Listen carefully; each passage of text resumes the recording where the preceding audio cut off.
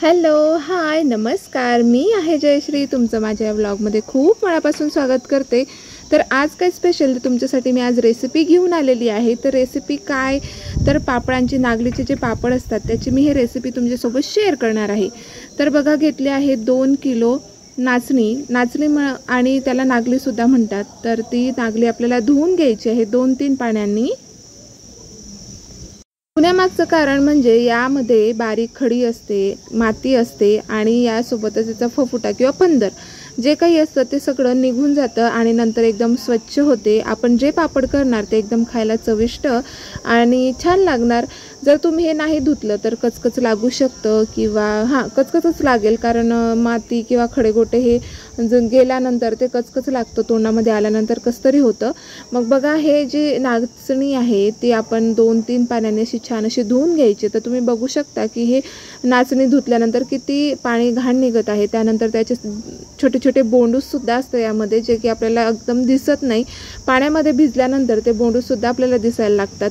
तर असं केल्यामुळे काय होतं, नागली स्वच्छ तर होतेच, त्यानंतर तिला जो काही कुबट वास येत असतो, म्हणजे जे ठेवून आपण बाजारामध्ये अशी ठेवलेली असते पिशवीमध्ये, तर त्याचा खुजट वास येत असतो, तो सुद्धा निघून जातो.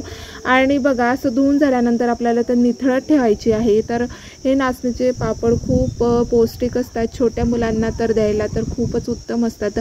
तर नाचणीच्या पिठापासून बरंच काय काय बनवता येतं. तर थालीपीठसुद्धा बनवता येतात, पोळ्यासुद्धा बनवता येतात, भाकरी बनवता येते. आणि नाचणीचं पीठमध्ये झिंक खूप जास्त प्रमाणात असतं आणि त्यामुळे हिमोग्लोबिनही खूप छान होतं, म्हणजे वाढतं. हिमोग्लोबिनमध्ये झिंक हे खूप महत्त्वाचं असतं. तर बघा, आता हे जे खडी आहे बारीक, एकदम बारीक तुम्हाला दिसू शकते की कशी दिसत आहे. तर ती खडी निघून जाते. मग ते आपण शेवटचं आहे ते फेकून द्यायचं आणि मग नंतर हे 24 तास भिजू द्यायचं. म्हणजे आज संध्याकाळी हे भिजू घातलं तर उद्या संध्याकाळी हे याच्यातून पाणी काढून घ्यायचं. काढायच्या आधीसुद्धा आपल्याला बघा, आता 24 तास झालेले आहेत, तर काढायच्या आधी आपल्याला ही स्वच्छ धुवून घ्यायची आहे परत, म्हणजे जे काही आंबटपणा असतो तो निघून जातो.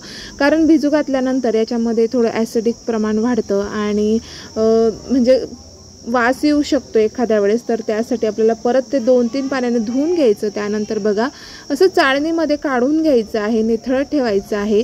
यामधलं पाणी जे आहे ते बाहेर पूर्ण निघालेलं पाहिजे. त्यानंतर आपल्याला हे जी पोटली आहे ती बांधून ठेवायची आहे रात्रभर. बघा, अशा प्रकारे ही पोटली बांधून ठेवायची आहे आणि झाकून ठेवायची मस्त घेमिलीखाली किंवा भांड्याखाली. तर दुसऱ्या दिवशी बघा, तुम्ही सकाळी उठून बघणार तर इतके छान या नाचणीला कोंब आलेले असतात बघा असे. तर कोंब आल्यानंतर ह्या नाचणीचा पापड भन्नाट लागतो, खूप छान टेस्टी लागते. तुम्ही काय ट्राय केलं आहे की नाही, पण आमच्या इथं एकदा ट्राय केलं होतं आम्ही की त्या नाचणीला कोंबच नव्हते आले आणि त्याचे पापड बनवले, तर ते काही एवढे खास जमले पण नव्हते आणि त्याला टेस्ट आलीसुद्धा नव्हती. तर बघा, आता ही जी कोंब आलेली नाचणी आहे ती ही आपल्याला पसरवून द्यायची आहे.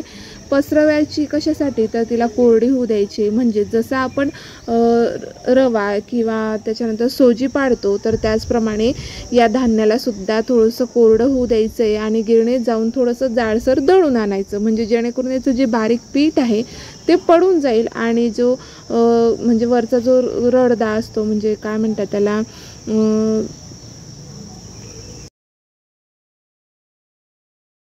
बारीक अशी ओढणी घ्यायची. तुमच्याकडे चाळणी असेल बारीक याची तर ती सुद्धा घेऊ शकता. तर बघा, अशा प्रकारे हे आपल्याला गाळून घ्यायचं आहे. गाळल्यानंतर आपल्याला हे पीठ रेडी आहे पापड बनवण्यासाठी. तर ही प्रोसेस खूप मोठी आहे पापड बनवायची. तर कमीत कमी याला 3 दिवस लागतात बनवण्यासाठी. तर ही प्रोसेस मी तुम्हाला थोडी थोडी शूट करून शेअर करते आहे. आणि असेच नवीन नवीन व्हिडिओ बघण्यासाठी आपल्या चॅनलला सबस्क्राईब करा, लाईक करा, शेअर करा आणि छान छान कमेंटसुद्धा करा. तर बघा, पीठ पडलेलं आहे. तर पीठ आहे मोजून आम्ही घेतलेलं नाही, पण नाचणी 2 किलो होती, तर मग आम्ही 2 किलोच्या नुसार रामबंधू पापड मसाल्यामध्ये नाचणीचा एक मसाला मिळतो तो आणला होता. तर पीठ ऑब्वियसली कमी झालेलं आहे. 2 किलो नाचणीचं 1.5 किलो झालं असेल बहुतेक. तर आम्ही 1.5 पोळी यामध्ये घातलेली आहे आणि परफेक्ट झालेलं आहे. मीठ जास्त नाही होत. जर तुम्ही 2 किलो नाचणी घेतली आणि ही सगळी प्रोसेस केल्यानंतर जर केलं तर एखाद्या वेळेस खारट होऊ शकतं, म्हणून आपल्या 1.5 पोळी यामध्ये घालायची आहे. त्यानंतर बघा, पाणी कसं ठेवलेलं आहे प्रमाण, तर पीठ आधी आपल्याला भांड्याने मोजून घ्यायचं आहे. जर पीठ भरून आपण जसं शेर भरतो त्याप्रमाणे पीठ भरायचं, तेवढंच आपल्याला पाणी गरम करून घ्यायचं आहे भांड्यामध्ये आणि त्याची बघा खिशी घालायची, पीठ टाकून द्यायचं, झाकण ठेवायचं, त्यावरती पाणी येऊ द्यायचं आणि त्यानंतर मग 5 मिनिटानंतर झाकण ओपन करून असं आपल्याला खिशी घालून घ्यायची आहे बघा अशा प्रकारे. आणि या नाचणीच्या पिठामध्ये ते रामबंधू पापड मसाल्याचा जो पुडा टाकलेला आहे त्याच्या व्यतिरिक्त दुसरं काहीच यामध्ये घालायचं नाही, कारण त्यामध्ये मसाले मीठ सगळं ऑलरेडी सगळं असतं. त्यानंतर बघा खिशी झाल्यानंतर पाण्याने हे असं झाकून ठेवायचं असतं. पाण्याने भरलेला कपडा त्यावरती ठेवायचा, 10 मिनिटासाठी झाकून ठेवायचं. ते पीठ वाफवलं जातं. त्यानंतर त्याला मिक्स करून आपल्याला खाली काढून घ्यायचं आहे. आणि तुम्ही असं जी खिशी आहे ती खाऊन बघितली आहे का? खूप छान टेस्टी लागते. या खिशीवरती तुम्ही तेल आणि तीळ घ्या किंवा तिखट घ्या, खूप टेस्टी लागते. त्यानंतर बघा ओल्या कपड्यामध्ये हे खिशी आहे ती चोळून घेतली, त्यानंतर छोटे छोटे गोळे केले आणि हे पापड मशीन म्हणण्यापेक्षा हे पुरी मशीन आहे, तर त्यामध्ये कागदावरती ठेवून असं प्रेस करायचं, असे छान छान पापड बनवायचे आणि उन्हात सुकवायचे. तुम्हाला साईज हवी त्या आकारामध्ये आपण करू शकतो. आणि हा जो उंडा आहे तो आपल्याला झाकून ठेवायचा आहे, गरमच राहू द्यायचा आहे, म्हणजे जेणेकरून आपण पापड जो लाटू तो पटकन लाटला जाईल, जाडसर नाही राहणार. आणि हा जो पापड आहे पापड वाळत घालून झाले, हे शेवटची बॅच आहे बघा. अशा प्रकारे पापड वाळत घालायचे आहे आणि भूमी आपली हेल्प करते आहे, भूमीला घालायचे होते पापड. मग बघा अशा प्रकारे. आणि हा पापड थोडा वाळला म्हणजे एकमेकाला चिपकला तरी काही हरकत नाही, थोडंसं सुकल्यानंतर आपल्याला निघून जातं ते. तर बघा अशा प्रकारे पापड आपल्याला छान छान सुकवून घ्यायचे, कडक एकदम. त्यानंतर तळून बघायचे आहे बघा. असा पापड आपला रेडी झालेला आहे. तर आपल्या व्हिडिओला लाईक करा, शेअर करा आणि रेसिपी आवडली असेल तर नक्की कमेंट करायला विसरू नका. तर भेटूया नेक्स्ट अशा छानशा व्हिडिओमध्ये. तर असे छान छान व्हिडिओ बघण्यासाठी आपल्या चॅनलला सबस्क्राईब करा. बाय.